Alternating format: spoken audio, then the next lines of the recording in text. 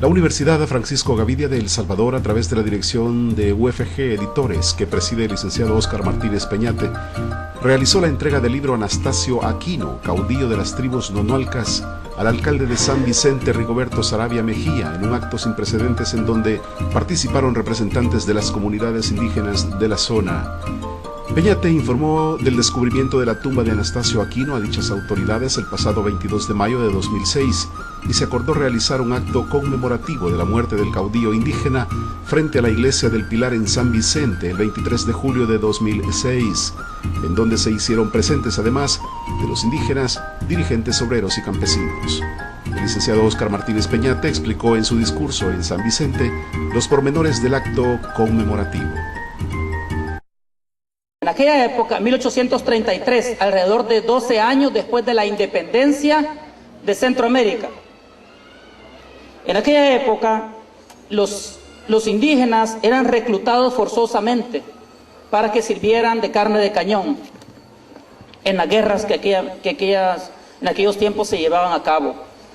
El indígena se encontraba en situaciones sumamente precarias, era considerado como bestia de trabajo.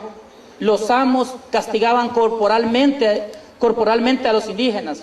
Ya en 1832 los indígenas se habían levantado en 1832 en algunos lugares, por ejemplo en Izalco, en Sonsonate, Aguachapán, Tejutla, Chalatenango, Zacatecoluca, Santiago y San Juan Nonualco y San Miguel, donde fue el mayor levantamiento indígena. Esa es parte de la historia que nosotros desconocemos, porque la han mantenido, digamos, olvidada, para no saber cuáles fueron las causas fundamentales del levantamiento indígena. Realmente la independencia, en lugar de ayudar al indígena, empeora la situación del indígena. Aumenta la opresión y el desprecio hacia el indígena. Los tres postulados clásicos de la Revolución Francesa, como por ejemplo libertad, igualdad y fraternidad, que sería liberté, égalité, en fraternité, simplemente son decorativos en los libros de historia. Aumentó el despojo de las tierras de los indígenas, de las comunidades indígenas. Se comenzó con lo que hoy se llama privatización, ese despojo de las tierras baldías o realengo, el 27 de enero de 1825. Más adelante se acaban con las tierras ejidales y comunales. El indígena o nuestros ancestros, después de ser los dueños de la tierra, pasaron a ser prácticamente esclavos. La insurrección de Anastasio Aquino fue una verdadera revolución, aunque sea frustrada. En aquella época, el indígena tenía ciertos conocimientos militares, ya que era usado en campañas militares. La GES llegó a tener 10.000 indígenas levantados en armas, 10.000 indígenas, y que tenían un control de toda esta área del Departamento de La Paz y San Vicente. Es interesante ver los escritos, ver el escrito de Julio Alberto Domínguez Sosa, un investigador, un connotado investigador, que fue a buscar los archivos de España, de México, de Guatemala para hacer esta investigación y encuestas que hizo en aquella época. Cómo se refieren de forma racista a Anastasio Aquino, ¿no?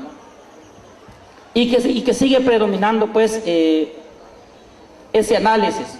Por ejemplo, los niños de 5º grado todavía consideran que se les está enseñando que Anastasio Aquino fue un bandolero, etcétera, ¿no? Cuando realmente él luchó por la defensa de los derechos de los indígenas. Entonces, aquí establece su cuartel en La Paz, fundamentalmente en Santiago Nonualco, en un área que se llama, que todavía existe, la cueva de Anastasio Aquino y la casa Peña de Anastasio Aquino, ¿no? Que ojalá en un futuro, no sé, las comunidades o las alcaldías de La Paz y San Vicente hagan un turismo histórico y ecológico ahí. Las cuevas se conservan muy bien. La lucha general de Anastasio Aquino no era por el poder político o la lucha de facción política contra otra, sino que era una lucha por el respeto a los derechos humanos de los indígenas. Lo único que Anastasio quería eran dos cosas: que se le regresaran las tierras que les habían quitado los colonizadores de aquella época y que se les respetaran los derechos humanos. Si aún se violan los derechos humanos, con el respeto aquí del señor procurador de los derechos humanos para esta área, ahora imaginémonos en aquella época cómo se violaban los derechos humanos, cuando no teníamos a la doctora Beatriz Carrillo. Su objetivo final era la liberación total de la mayoría de los indígenas, junto con la parte mestiza.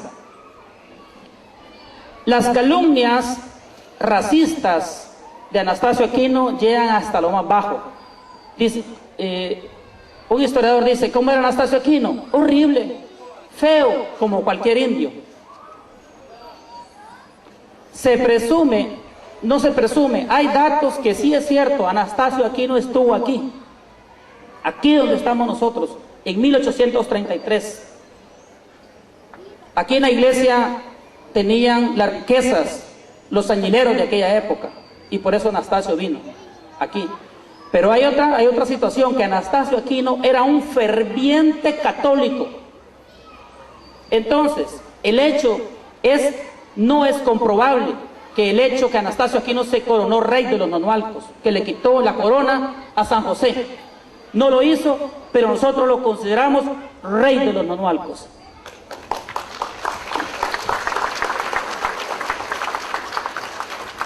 ¿Por qué razón? Por satanizar la gesta de Anastasio Aquino, ¿no? Fue sacrílico.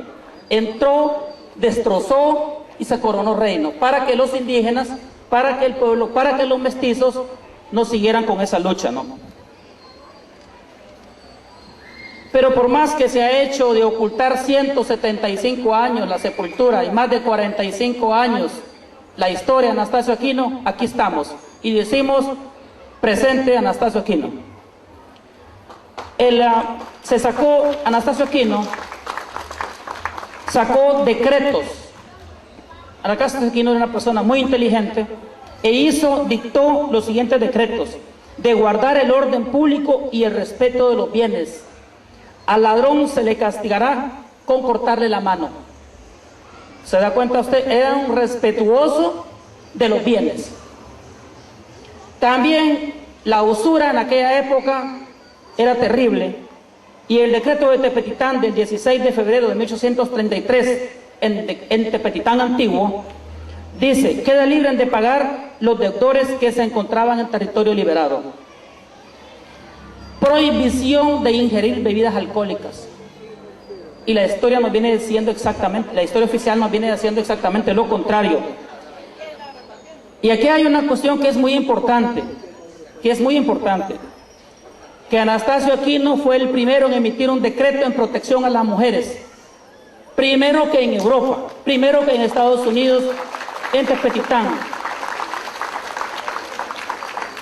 Dice: los que atropellaren a las mujeres casadas o recogidas serán duramente castigados con el amparo de las leyes.